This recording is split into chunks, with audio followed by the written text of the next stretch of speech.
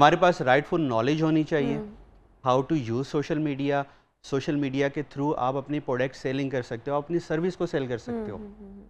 तो हमारे पास उस नॉलेज की या उस डायरेक्शन की कमी है। बिल्कुल ठीक। अच्छा, जब हम डिजिटल प्रोडक्ट्स की बात करते हैं, पूरी दुनिया में डिजिटल प्रोडक्ट्स को बड़ी कामयाबी के साथ अगर हम सेल आउट करना चाहते हैं तो इसके लिए what needs to be done, और इसके लिए मतलब वो जो एक चीज़ होती है ना गुड़, वो क्या हो सकता है, किस तरीके से हम बड़ी कामयाबी के साथ पूरी दुनिया में इन प्रोडक्ट्स को सेल आउट कर सकते हैं?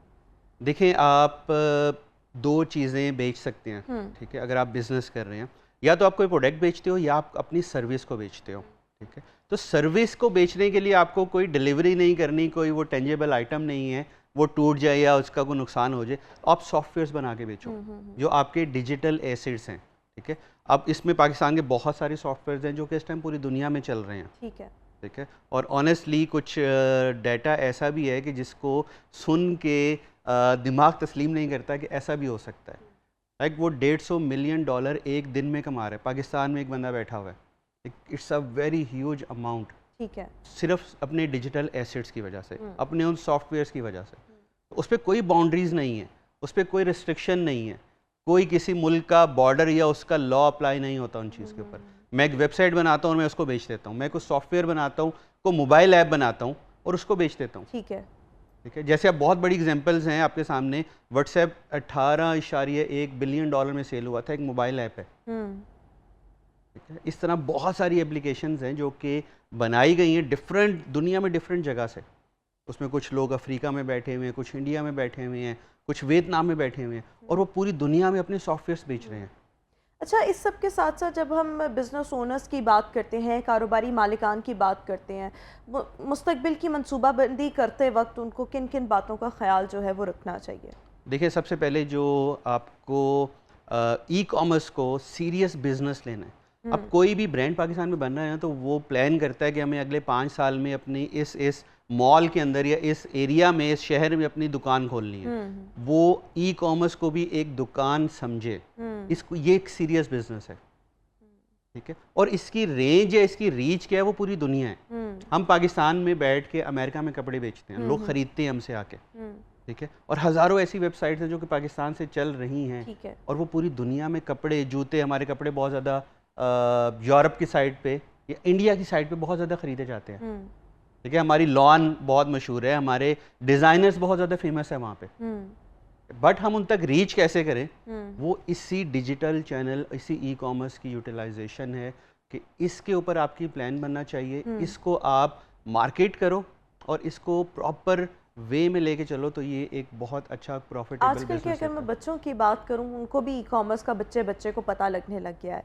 जब हम स्कूल की बात करते हैं, स्कूल में एक एजुकेशन दी जाती है, यूनिवर्सिटी कॉलेजेस में भी दी जाती है, इस सब के साथ साथ किस लेवल से आपको लगता है कि एक बच्चे का अगर ई कॉमर्स में रुझान है तो वो अर्न कर सकता है, उसको इसके हवाले से स्किल्स जो हैं वो लर्न करना स्टार्ट कर देने चाहिए? देखिए, मेरा अपना जो मानना है, या जिसके लिए मैं कोशिश भी कर रहा हूँ, कि जैसे ही आपके स्कूल में कंप्यूटर स्टडीज़ ऐड होती हैं, तो उसके अंदर आपका ई कॉमर्स और डिजिटल मार्केटिंग के टॉपिक्स भी होने चाहिए।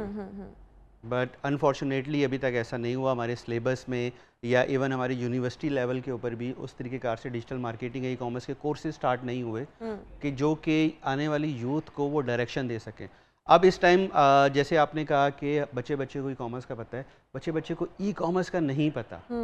उसको ये पता है कि मैं ऑनलाइन पैसे कमा सकता हूँ, कैसे कमा सकता हूँ ये नहीं पता। इसके लिए फिर क्या तरीका? इसके लिए तरीका ये है कि उनको एक डायरेक्शन देने की जरूरत है। करिकुलम का हिस्सा होना चाहिए, करिकुलम का हिस्सा होना चाहिए।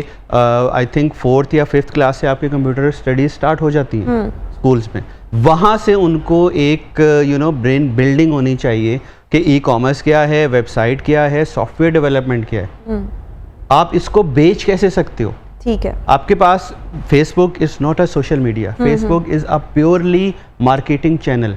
ये उसका ऑनर भी अपने इंटरव्यूज में बहुत दफ़ा कह चुका है कि सोशल मीडिया नहीं है, फेसबुक एक मार्केटिंग चैनल है। हम लोग एड्स बेचते हैं और उससे पैसे कमाते हैं। अब एक यूज़र दुनिया में कहीं भी है, वो सोशल मीडिया यूज़ कर रहा है, आपका ऐड उसको सामने व्यू होता है, एक कनेक्ट होता है, वो आपसे बाय करता है, ठीक है। ये एक पूरा इकोसिस्टम बनता है। हमें उस इकोसिस्टम को समझने की ज़रूरत है।